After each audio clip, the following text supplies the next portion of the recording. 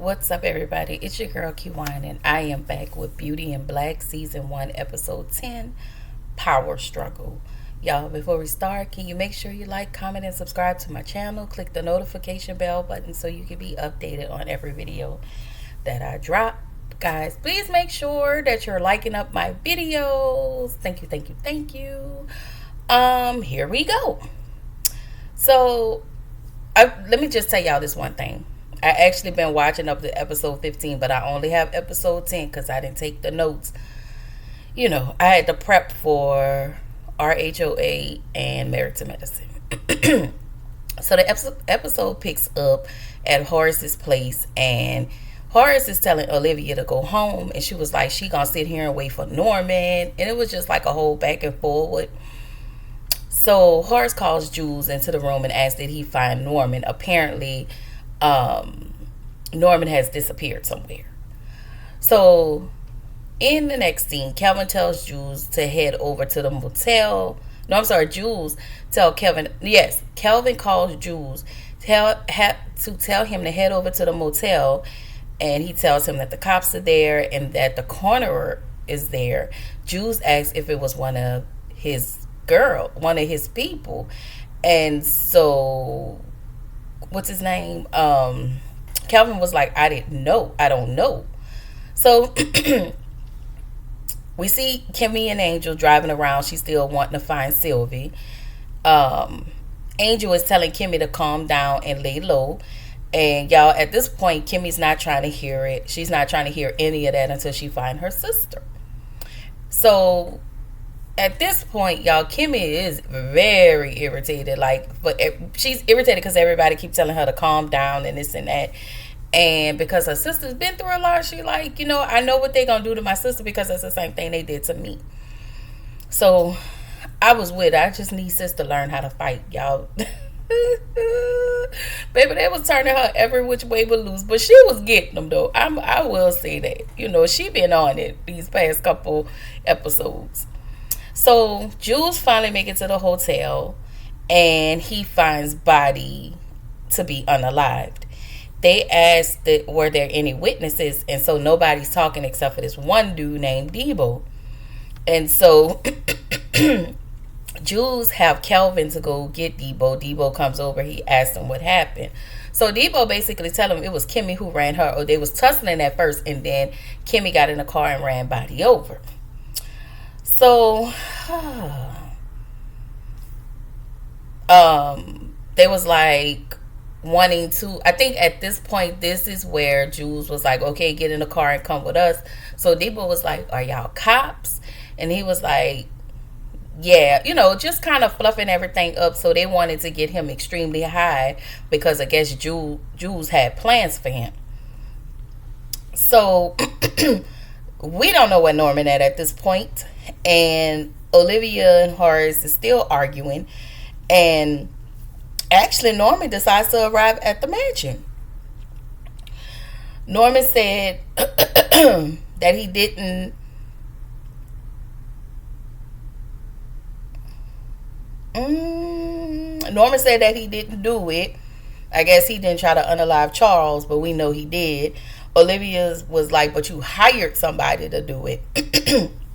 Norman was like, listen, I don't give a damn. My wife is unalive. Like, that's been his whole line. So Norman and Horace, they're actually going at it at this point, and they're talking about how their dad used to be, how they are. Like, it was just a lot of trauma. Like, this is a lot, y'all.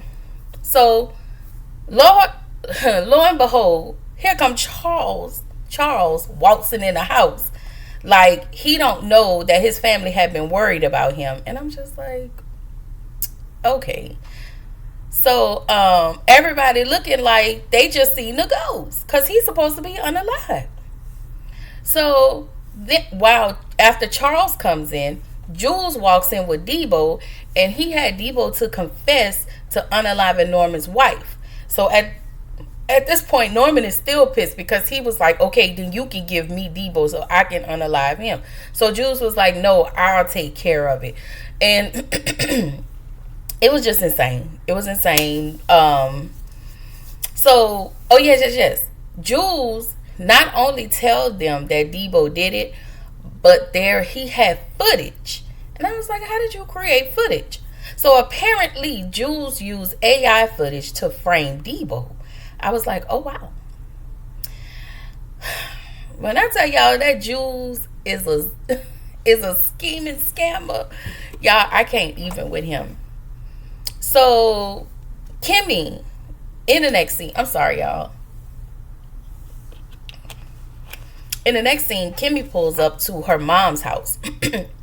And Angel calls Rain and tells her what Kimmy is doing. And I'm like, what can Rain do? Because she literally laying on her ass. Okay? Literally. Like, what can she do? So, I think that's the part that was getting on my nerves. Like, you need to be trying to get better in the hospital, but you sitting here in the hospital trying to referee. You can barely talk because you're incoherent due to all the medicines and stuff. So, girl, it is, I don't know. That's the only part that was getting on my nerves. So, she goes into the house and confronts her mom. And she was like, why did you pay them? Why, questioning her about that new car outside. How much did they pay you? So the stepdad was like, I got her the new car. But we know he didn't. He had that mom I think he forced that mom's hand. And just because she that type of person, she wanted to be paid. Like, you would sell your daughter for, like, that is insane. And not even worried about the daughter. That's the crazy part. So he gets up. Kimmy grabs a cast iron skillet and hit him in the face. And so she got a couple out of him, but he was handling up on. He threw her down like, Kimmy lives. So he was just swinging her around. So Angel finally comes in the house with the gun, and him and Kimmy didn't leave. So back at Horace's house, Judge Harold shows up. And Horace asked Judge Harold, when was the last time you and my brother spoke? He tells Horace that it's been a while. So of course he knows that he's lying. And so he tells Harold that Charles is unalive and offers him a cigar. But Harold was like, is there anything I could do? What can I do to help? Trying to smooth it over, even though he know the biggest part he played in everything that is going on with these scams and schemes that's going on between Norman and Jules. So, Horace was like, no, I'm good, but I'll offer you a cigar. So he gave them, he opened up the box. He was like, here, open up the box, take the cigar. So he got in there, took a cigar. And so he was like, you took the wrong thing. So he was like, take the red one. And so he made him pull out the dynamite. I was like, these people are crazy. So he made him pull out the dynamite and put the dynamite in his mouth. So this is meanwhile Horace is lighting up his cigar. So Horace asked him one more time. He said, I'm going to ask you one more time. What is going on between you and my brother? So Harold tells him everything from everything that has happened and how what's his name, Norman and Jules has got together and tried to funnel money through the business, but Horace was like, no, hell no. And then they started funneling money through the strip club and all these other things, and all the illegal stuff that they're doing. So in the next scene, Calvin, because y'all remember Jules told Calvin to go check on Delinda. So Calvin heads over to Delinda's house to find her unalive.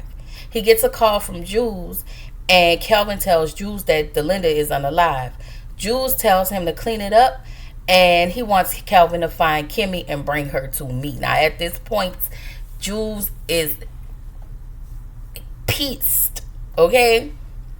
Pissed to the highest level, y'all. So in the next scene, Horace talks with Varney. Horace tells Varney, like, I hate my sons. And he said, I hate them because they're ungrateful. And he tells Varney that so Varney is like, yes, sir, and just sucking up. And Horace was like, stop sucking up, stop kissing butt and stop saying sir and stop apologizing. And so he asked Varney, can you look at the will again? Because there has to be some discrepancies in this will that I can kind of get over.